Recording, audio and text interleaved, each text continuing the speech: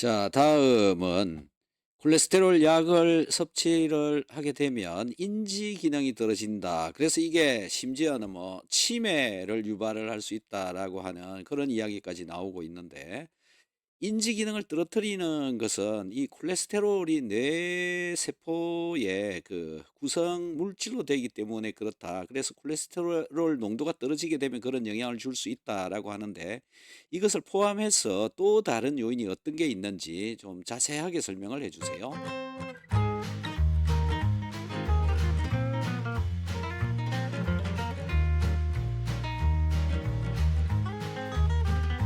네, 박사님. 매우 중요한 주제입니다. 실제로 콜레스테롤 약물, 특히 스타틴을 장기 복용하는 경우 기억력 저하나 혼동, 집중력 장애 같은 인지 기능 저하 증상을 경험하는 환자들이 일부 존재하며 일부 사례에서는 치매와의 연관성까지 제기되고 있습니다. 그런데 이 현상을 설명하는 과학적 기전, 즉 스타틴이 인지 기능에 영향을 주는 이유는 단순히 콜레스테롤 수치 감소 때문만은 아닙니다. 보다 복합적인 작용들이 있다고 보고되어 있습니다. 첫째, 뇌세포막의 구성 성분인 콜레스테롤 부족.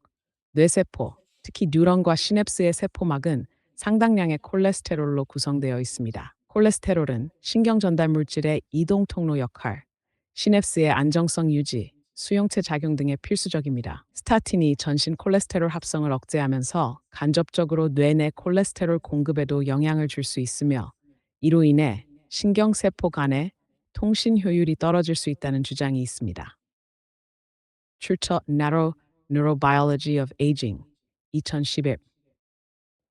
지용성 스타틴의 혈뇌 장벽통과 심바스타틴, 아토르바스타틴 같은 지용성 스타틴은 혈뇌 장벽 벽을 통과할 수 있습니다. 이렇게 뇌로 들어간 스타틴이 뇌 내 콜레스테롤 생성을 억제하거나 미세신경세포의 대사를 방해할 수 있다는 가능성이 제시되었습니다. 출처 Pharmacotherapy. 셋째, 항염증 작용과 인지 저하 사이의 연관성. 아이러니하게도 스타틴은 항염증 작용이 있어 일부 연구에서는 치매를 예방할 수 있다는 결과도 있습니다. 하지만 뇌의 정상 면역 반응을 과도하게 억제하거나 미세교세포 활성 조절을 방해할 경우 인지 기능 조절에 부정적 영향을 줄 수 있다는 반론도 있습니다. 네, 넷째, 미토콘드리아 기능 저하. 스타틴은 간뿐 아니라 뇌세포의 에너지 생성에도 관여하는 코큐침을 억제합니다. 코큐템은 뇌세포의 ATP 생산에 필수적인데, 이 수치가 감소하면 인지 능력과 집중력 저하, 피로, 사고 능력 둔화로 이어질 수 있습니다. 출처 Journal of Clinical Psychopharmacology. 실제 보고 사례와 통계.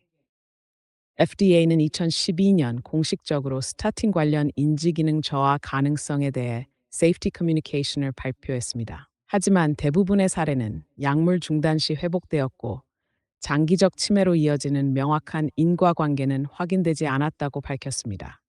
JAMA Neurology 2015년 연구에서는 인지기능 저하 없이 오히려 장기 스타틴 복용이 치매 위험을 낮추는 경향도 일부 보고하였습니다. 즉, 스타틴의 종류, 용량, 복용자의 나이와 기저질환 상태에 따라 결과가 달라진다는 것입니다. 결론적으로 박사님 말씀처럼 콜레스테롤이 뇌 기능에 중요한 역할을 하며, 이를 급격히 낮추는 약물은 일부 환자에게 인지기능 저하를 유발할 수 있다는 것은 과학적으로 가능한 이야기입니다. 다만 모든 사람에게 일어난 일은 아니며, 복용 중 인지 증상이 나타날 경우에는 1. 약물 변경, 2. 복용량 조절, 3. 지용성 수용성 스타틴 전환, 이런 접근이 필요하다고 보고되어 있습니다. 출처 Alzheimer's Research and Therapy 2021. FDA 2012 이상이 스타틴 복용과 인지 기능 변화의 과학적 배경입니다.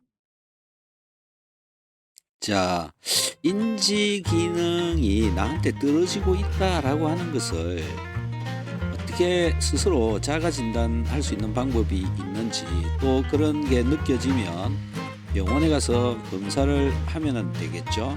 그런 것들에 관한 이야기 좀 해주세요.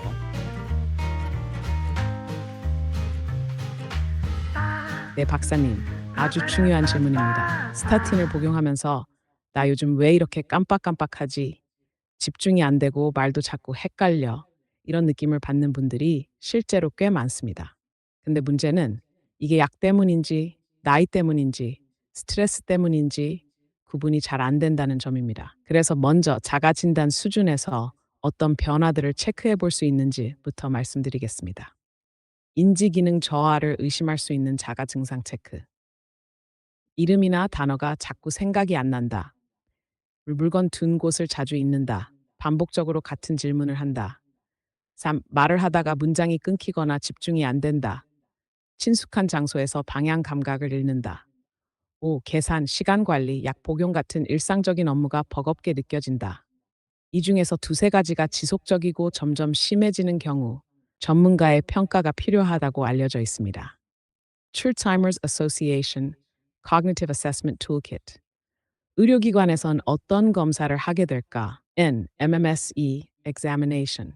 가장 많이 사용되는 인지기능 평가 도구입니다. 기억력, 계산력, 언어 능력, 시간, 공간 인지 등 항목별로 점수를 매깁니다. 30점 만점 기준.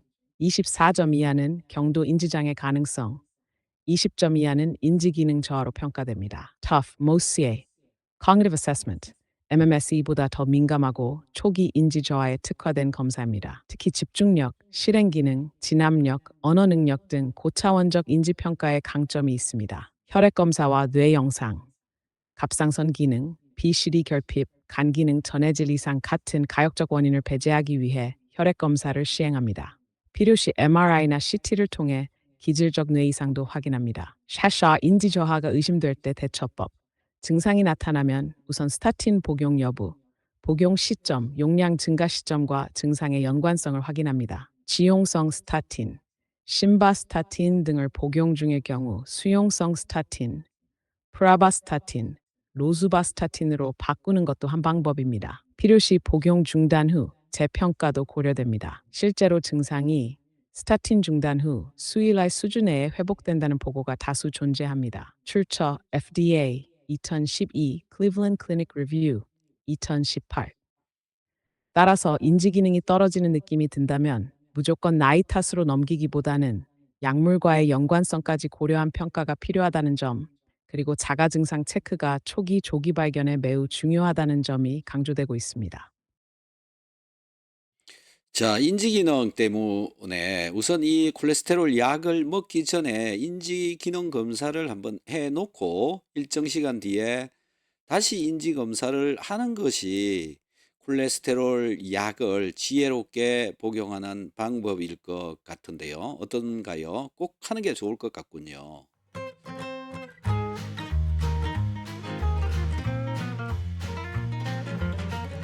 네, 박사님. 정말 탁월한 통찰이십니다. 실제로 콜레스테롤 약, 특히 스타틴 복용 전후로 인지 기능을 비교할 수 있도록 베이스라인을 확보해 두는 것. 이건 아주 과학적이고 선제적인 전략이라고 평가됩니다. 왜냐하면 스타틴 복용 중 인지 기능 변화가 애매하게 시작되기 때문에 환자도 의사도 이게 정말 약 때문인가 확신을 갖기 네, 어렵습니다. 그런데 그렇죠. 복용 전에 MMSE나 CA 같은 간단한 검사라도 미리 한번 받아두면 6개월 뒤, 1년 뒤에 다시 비교해 볼 수 있어서 그렇죠. 객관적인 판단 근거가 생기게 됩니다. 이건 단순한 예방 차원이 아니라 1. 약물 조절 시기, 2. 복용 중단 여부 판단, 3. 또는 다른 인지 질환의 조기 진단까지 가능하게 해주는 중요한 도구가 됩니다. 특히 고령자, 기저의 경도 인지장애 의심이 있는 분, 가족력 있는 분, 이런 경우는 꼭 베이스라인 평가를 권장해야 한다고 미국 신경과학 개인에서도 제안하고 있습니다. 출처 American Academy of Neurology Practice Guideline 2020. 따라서 박사님 말씀처럼 콜레스테롤 약을 지혜롭게 과학적으로 복용한다는 개념에서 인지 기능의 사전 사후 비교는 매우 유익한 접근이라고 보고되어 있습니다. 네, 그렇죠. 자, 그리고 인지 기능에 도움이 될 만한 영양제 또는 자연요법 이런 것들이 있으면 콜레스테롤 약을 복용을 하게 된다면 같이 좀 병용을 하면 더 도움이 될 것 같은데요. 그런 것들을 좀 안내를 해 주세요.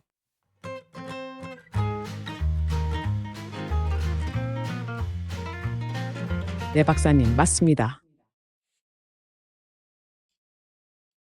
스타틴 복용 시 혹시 모를 인지 기능 저하를 예방하거나 완화하기 위해 인지 기능에 도움이 되는 영양제나 자연요법을 병행하는 건 매우 실용적이고 과학적인 접근입니다. 다만 그 역시도 근거 중심으로 살펴보는 것이 중요하다고 보고되어 있습니다. 첫째, 오메가3 지방산 DHA. 특히 DHA는 뇌세포막의 주성분이며 시냅스 안정성 유지와 신경 전달 물질 작용에 필수적입니다. Lancet Neurology 2007년 연구에서는 DHA 보충이 인지 기능 유지에 긍정적 영향을 미친다고 보고하였습니다. 하루 1000mg 이상 복용 시 효과가 나타날 수 있다는 분석이 있습니다. 예나 둘째, 포스파티딜세린 파스파티딜스트렝 신경세포막 구성 성분으로 기억력과 주의력 개선에 도움을 줄 수 있습니다. 일본에서 12주간의 임상시험 결과 경도 인지장애 환자의 단어 회상 능력 향상이 보고되었습니다.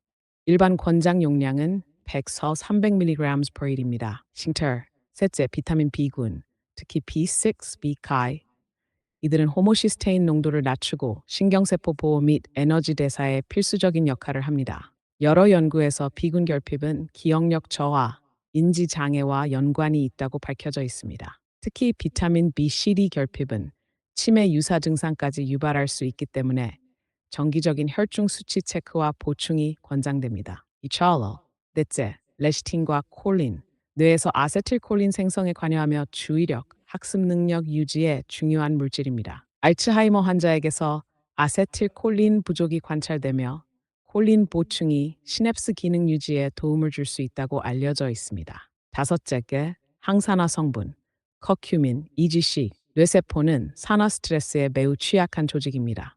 커큐민물은 신경염증 억제, 베타 아밀로이드 축적 감소 효과가 보고되었고, 녹차의 EGCG도 뇌내 산화 스트레스를 줄이는 효과가 있습니다. 생활 속 자연요법도 중요합니다. 규칙적인 운동, 특히 걷기, 유산소 운동, 요가는 뇌 혈류량 증가와 시냅스 가소성 유지에 효과적입니다. 심호흡과 명상, 스트레스를 줄이고 전두엽 활성화에 긍정적 영향을 줍니다. 사회적 교류와 학습 활동 유지, 뇌의 연결망을 활성화시키는 핵심 전략으로 보고되고 있습니다. 이러한 영양제와 자연요법들은 스타틴 복용과 병행했을 때 인지 기능을 보존하고 뇌 건강을 지키는데 상당한 보완 작용을 할 수 있다는 것이 다수의 연구와 임상 사례를 통해 제시되고 있습니다. 출처 Journal of Alzheimer's Disease 2020, Nutritional Neuroscience 2018. 따라서 약물에만 의존하지 않고 영양과 생활요법을 함께 병행하는 다층적 접근이 훨씬 더 효과적이고 안전한 전략으로 알려져 있습니다. 자, 그리고 음식물을 먹을 때 콜레스테롤이 우리 몸속에 들어오게 되는데 이 음식물 중에 들어있는 콜레스테롤이 흡수되지 않도록 하기 위해서 키토산 복용을 굉장히 권장을 많이 하는데요. 자, 키토산 섭취도 도움이 될까요?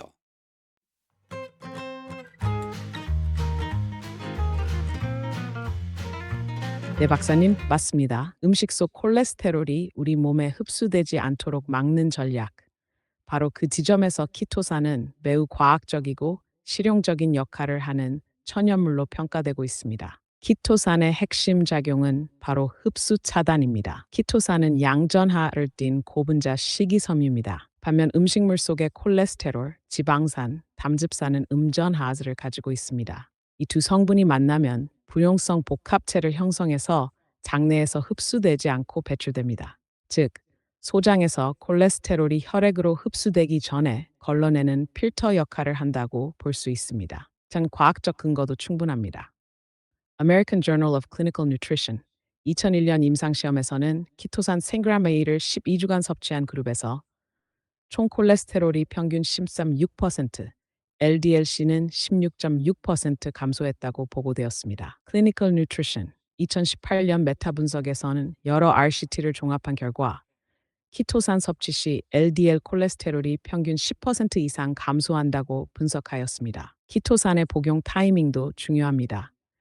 식사 직전 또는 식사 중에 섭취해야 효과가 큽니다. 그래야 음식물 속 지방, 콜레스테롤과 장내에서 즉시 결합하여 흡수를 차단할 수 있기 때문입니다.